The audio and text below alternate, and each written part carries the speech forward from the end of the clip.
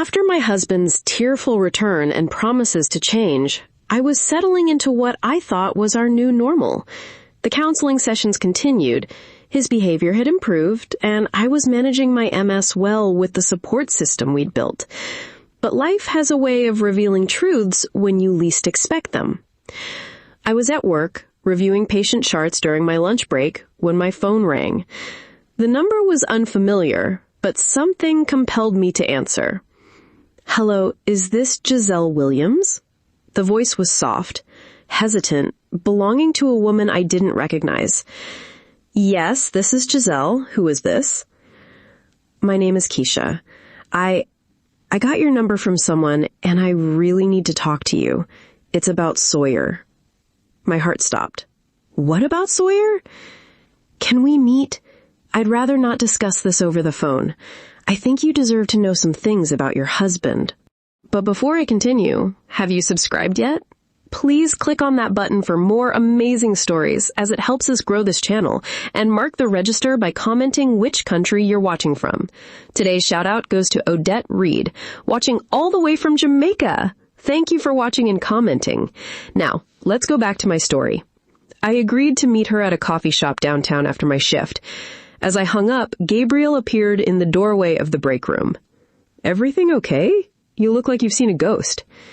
Gabriel had become a trusted friend over the past year. He'd been there through my diagnosis, my marital struggles, and my recovery. His steady presence had been a comfort during the darkest times. "I'm not sure," I said honestly. "Someone wants to meet me about Sawyer. A woman named Keisha." Gabriel's expression grew concerned. "Do you want me to come with you?" "No, but thank you. I need to handle this myself." The coffee shop was crowded with the after-work crowd when I arrived. I spotted Keisha immediately. She was a beautiful black woman in her early 30s, sitting alone at a corner table, nervously stirring her coffee. "Giselle?" she asked as I approached. "Yes. Thank you for reaching out." She gestured for me to sit, and I could see the conflict in her eyes. "I debated calling you for weeks. I wasn't sure if I should get involved, but then I thought about how I'd want to know if I were in your position." "Know what exactly?" Keisha took a deep breath. "I was involved with Sawyer for about 6 months. It ended recently, and I only found out he was married when I saw your wedding picture on his phone." The words hit me like a physical blow. "When did this happen?" "It started about 4 months ago, right around the time you were going through your medical testing." My hands began to shake. 4 months ago was when I was at my most vulnerable, when I was scared and needed support the most. While I was in the hospital getting tests, while I was waiting for results, while I was dealing with my diagnosis, he was starting an affair? "I'm so sorry," Keisha continued. "I had no idea he was married. He told me he was single, that he lived alone. I never would have gotten involved if I'd known. When I confronted him, he finally admitted the truth. He said you two were having problems, that you were sick and he couldn't handle it." I felt nauseous. "What else did he tell you?" He said you were dying, that you had some kind of brain condition that was going to kill you, and he couldn't watch you deteriorate. The manipulation was breathtaking. He'd used my illness not just to justify abandoning me, but to gain sympathy from another woman. He painted himself as the long-suffering husband dealing with a terminally ill wife. But that's not true, is it? You don't look sick. I have MS, but it's very manageable. I'm not dying, and I'm certainly not deteriorating. I work full-time, I exercise, I live a completely normal life. Keisha shook her head in disgust. He lied to me about everything. When I found out the truth, I ended things immediately. But then I started thinking about you, about how you must be going through this medical situation without knowing that your husband was cheating. Why are you telling me this now? Because I think you deserve to know. And because She hesitated. There's something else. I think there might be another woman. My heart sank further. What do you mean? When I was going through his phone, I know it was wrong, but I was trying to figure out what else he'd lied about. I found messages with someone named Tanya. The messages were intimate. She pulled out her phone and showed me screenshots she had taken. The messages were from several months ago, overlapping with both their relationship and his time with me. I reached out to Tanya. She agreed to meet with us. She's been involved with Sawyer for over a year. 2 days later, I found myself in another coffee shop, this time with both Keisha and Tanya. Tanya was a stunning woman in her late 20s, a marketing executive with a designer purse and perfectly styled hair. I feel so stupid, she said, shaking her head. I've been seeing Sawyer for over a year, and I had no idea he was married until Keisha contacted me. How did you two meet? I asked. At a networking event. He told me he was divorced, that his ex-wife had left him because she couldn't handle his success. He was so charming, so attentive. I fell for it completely. Keisha leaned forward. He told me his ex-wife was bitter and vindictive, that she'd tried to ruin his career. I almost laughed at the absurdity of it. He told you both I was his ex-wife? Yes, they said in unison. And he told me you were dying of a brain disease. While he was married to you the whole time, Tanya concluded. We sat in silence for a moment, processing the magnitude of Sawyer's deception.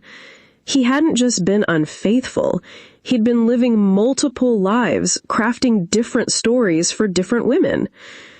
There's something else, Tanya said quietly. Something I think you both need to know.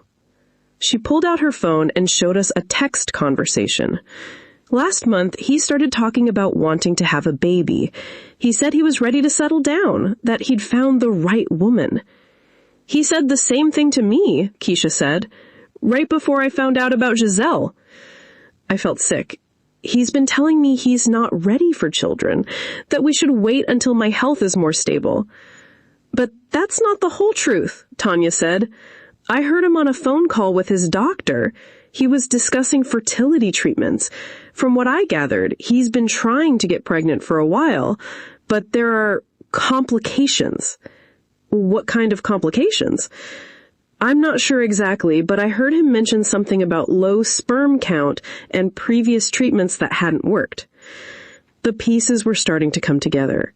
Sawyer's return to our marriage, his sudden willingness to go to counseling, his apparent change of heart, it wasn't about love or commitment. It was about desperation. He came back to me right after my MS diagnosis, I said slowly.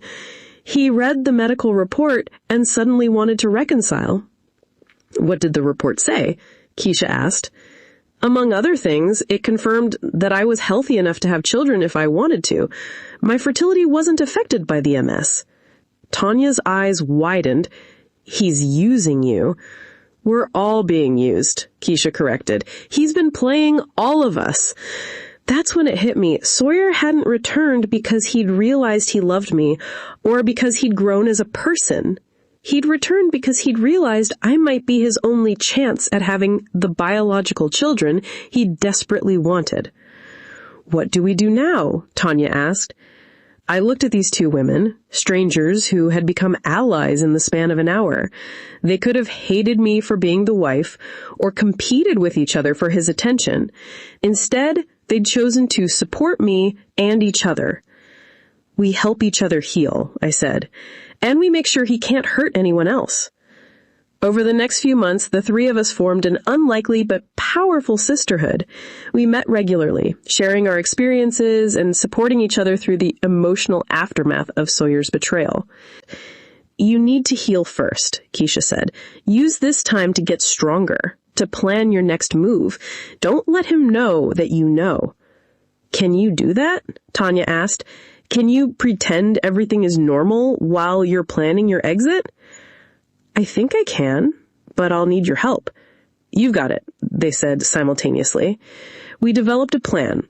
I would continue my life as normal, going to work, attending counseling sessions, maintaining the facade of a healing marriage, but in the background, I would be preparing for my independence. The next few months were among the most challenging of my life. Living with Sawyer while knowing the truth about his betrayal required every ounce of strength I had. But my new sisters were there for me every step of the way. I threw myself into my recovery with renewed determination. I worked closely with Dr. Rivers to optimize my MS treatment, and I started seeing a therapist individually, not the couples counselor Sawyer and I were seeing together, but someone who could help me process the trauma of his betrayal. "You're making remarkable progress," Dr. Rivers told me during one of our appointments. "Your symptoms are well controlled, and you seem to have found a good balance." "Thank you. I feel stronger than I have in a long time." "That's wonderful to hear. How are things at home?" I had to be careful with my answer. "We're working on things, taking it one day at a time."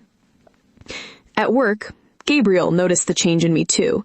I was more confident, more decisive, more willing to take on challenging cases.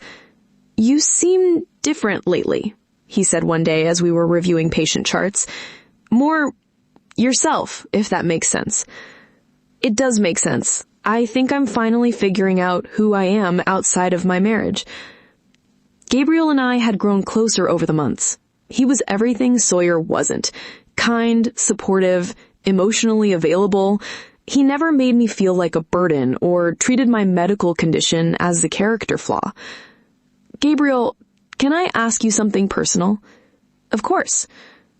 "If you were married to someone with a chronic illness, how would you handle it?" He looked surprised by the question. "I'd handle it the same way I'd want to be handled if I was the one who was sick, with love, support, and partnership." "Why do you ask?" "Just wondering about different perspectives on marriage and commitment." "Giselle, real commitment means being there for someone, especially when things get difficult. Anyone can be a good partner when life is easy." His words stayed with me. They were such a stark contrast to how Sawyer had actually behaved. 4 months into my secret preparation, I made a discovery that changed everything. I was doing laundry when I found a receipt in Sawyer's pocket from a fertility clinic. The date was recent, just 2 weeks ago. I took a picture of the receipt and texted it to Keisha and Tanya. "Emergency meeting," I wrote. "Tonight."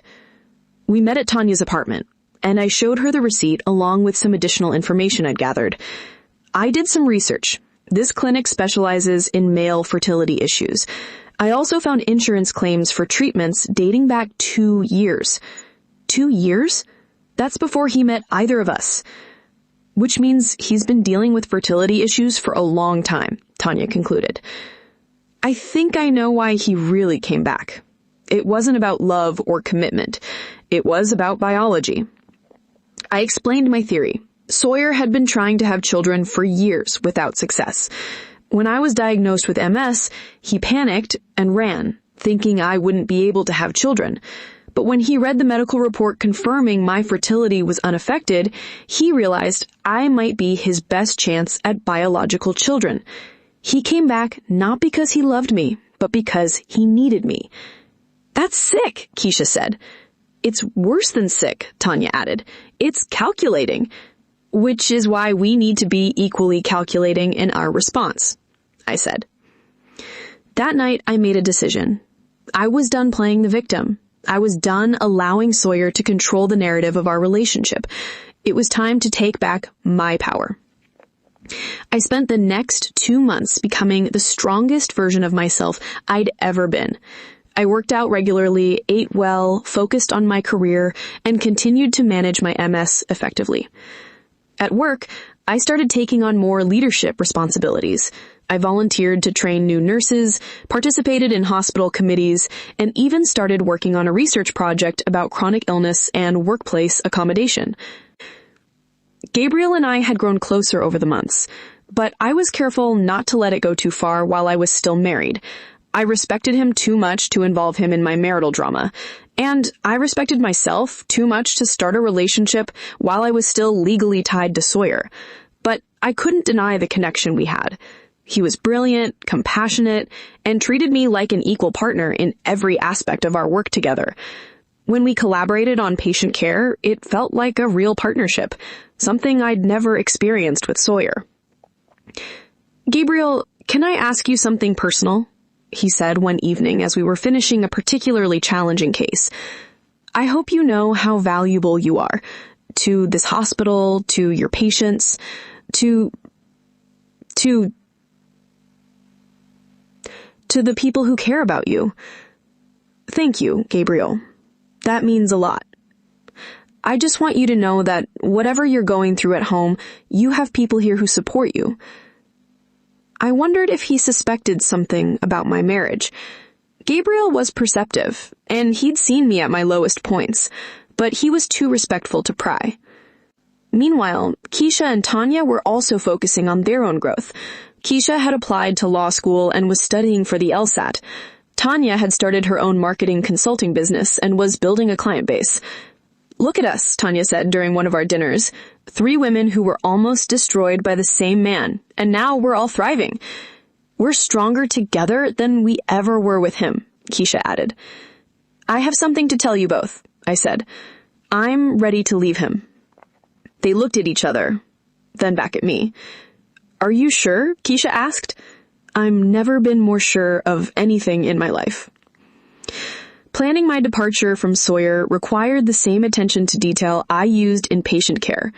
Every aspect had to be considered, every contingency planned. Keisha helped me find an attorney, a fierce woman named Patricia Cohen, who specialized in divorce cases involving infidelity and financial deception. "Your situation is more complex than a typical divorce," Patricia explained during our initial consultation. "Your husband has been maintaining multiple relationships while married to you, and he's been lying about his medical condition. We can use this to your advantage. I don't want to destroy him. I just want to be free. Freedom is exactly what we're going to get you, and we're going to make sure you're protected financially." Tanya helped me find an apartment in a building near the hospital. It was a beautiful 1-bedroom with floor-to-ceiling windows and a view of the city skyline. "This is perfect," she said as we toured the space. "It's close to work, it's in a safe neighborhood, and it's a fresh start. I love it, and I meant it. For the first time in months, I felt excited about the future." We also planned the logistics of my departure.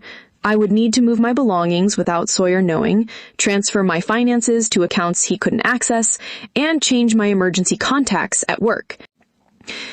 The week before I planned to leave, Sawyer suggested we go to dinner to celebrate our progress in counseling. "I feel like we're really turning a corner," he said as we sat in an upscale restaurant downtown. "I think we're going to be okay." I looked at him across the table. This man who had abandoned me in my darkest hour, who had betrayed me with multiple women, who had lied about his medical condition and manipulated me into staying in our marriage. "I think you're right," I said, raising my wine glass. "We're both going to be okay." He smiled, thinking I was talking about our marriage. I was talking about my life after him. "I've been thinking," he continued, "maybe it's time we started trying for a baby. I know we said we'd wait until your health was more stable, but you're doing so well now." There it was. The real reason he had come back. The real reason he had been willing to go to counseling and pretend to change. "Let's see how the next few months go," I said carefully. "I think we should start trying soon," he pressed. "We're not getting any younger, and I'd love to be a father." I nodded non-committally, but inside I was seething. He was already planning how to use me for his own purposes, completely unaware that I knew the truth about everything. That night, as he slept beside me, I lay awake thinking about the journey that had brought me to this point. The scared, insecure woman who had sat alone in that hospital room was gone. Moving day arrived on a Tuesday. Sawyer had an important presentation at work, which meant he'd be gone for most of the day. I'd taken a personal day, ostensibly to rest, but actually to change my life completely. Keisha and Tanya arrived with a moving truck at 9 a.m. We worked efficiently, packing only the things that were truly mine. My clothes, my books, my personal items, and the furniture I'd brought to the marriage. "Are you sure you don't want to take more?" Tanya asked. "Half of this stuff is legally yours." "I don't want anything that reminds me of this life. I want to start fresh." By 2 p.m., we were done. The house looked different, emptier, but also cleaner somehow. I walked through each room one last time, remembering both the good times and the bad. In the bedroom, I placed the divorce papers on Sawyer's pillow, along with a letter I'd written. "Sawyer, by the time you read this, I'll be gone. I know about Keisha, about Tanya, about the fertility treatments, about everything. I know why you really came back, and I know what you were planning. I'm not angry anymore. I'm grateful. Your betrayal showed me that I'm stronger than I ever knew, and your absence taught me that I deserve better than what you were willing to give me. I filed for divorce. My attorney will contact you soon. I don't want anything from you except my freedom. I hope you find what you're looking for, but I hope you understand that it was never going to be with me. Take care of yourself. Giselle." P.S. I told Keisha and Tanya everything. They deserve to know the truth too. I left my wedding ring on the nightstand and walked out of the house for the last time. My new apartment felt like a sanctuary. As I unpacked my belongings, I felt lighter than I had in years. Each item I placed had been chosen by me, for me, without having to consider anyone else's preferences or opinions. My phone rang continuously that evening. Sawyer had found the papers and was alternating between angry calls and desperate voicemails. I didn't answer any of them. The next morning, I woke up in my own space with sunlight streaming through my windows and the sounds of the city below. I made coffee in my own kitchen, ate breakfast at my own table, and got ready for work in my own bathroom. When I arrived at the hospital, I felt different. I walked taller, spoke more confidently, and approached my patients with renewed energy.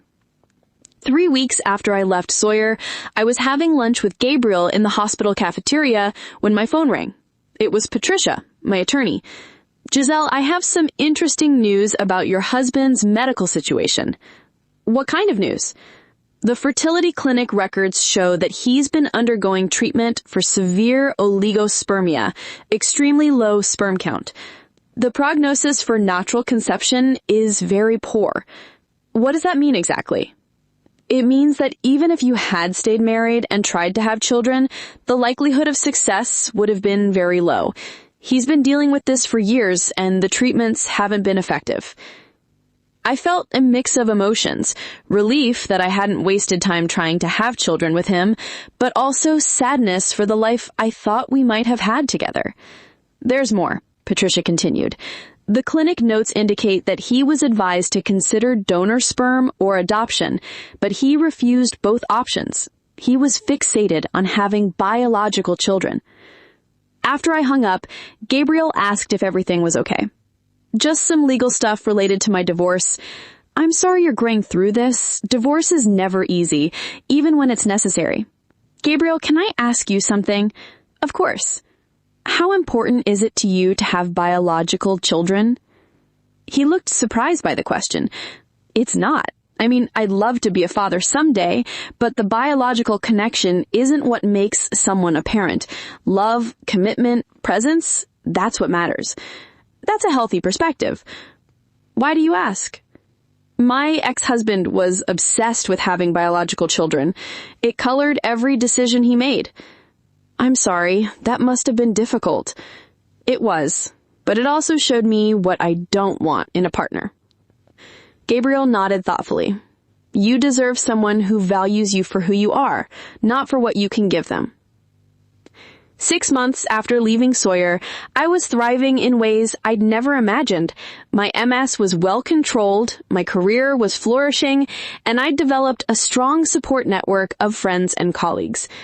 "I love you, Giselle," he said one evening as we were walking through the park near the hospital, "but I want you to take all the time you need to heal. I care about you too, more than I expected to." How are you feeling about everything? The divorce, the changes, all of it. I feel free, I said. For the first time in my adult life, I feel completely free. That's beautiful. Gabriel, I want you to know something. When I was married, I felt like I was disappearing, like I was becoming smaller and smaller until I barely existed. With you, I feel like I'm expanding, like I'm becoming more myself. He stopped walking and turned to face me. That's how it should be. Love should make you more yourself, not less. Is that what this is? Love? I think it might be, but only if you're ready for it. I looked at this man who had been my anchor during the storm of my marriage, who had seen me at my lowest and still believed in my strength, who valued my mind and my heart above all else. I think I'm ready. We dated for 2 years, got engaged, and I got pregnant in the second year after marriage. I gave birth to beautiful twin girls, and I can tell you they are my most precious jewel. I can go on and on telling you about them, but let me just end my story here. I finally had a good life I have always been dreaming of, and I pray for you, your kids, grandkids, that they will find a partner that will treat them like a jewel. Thank you so much for listening to my story from part 1 to 3. Please don't forget to subscribe to this channel as it will help us grow. Thank you so much for listening.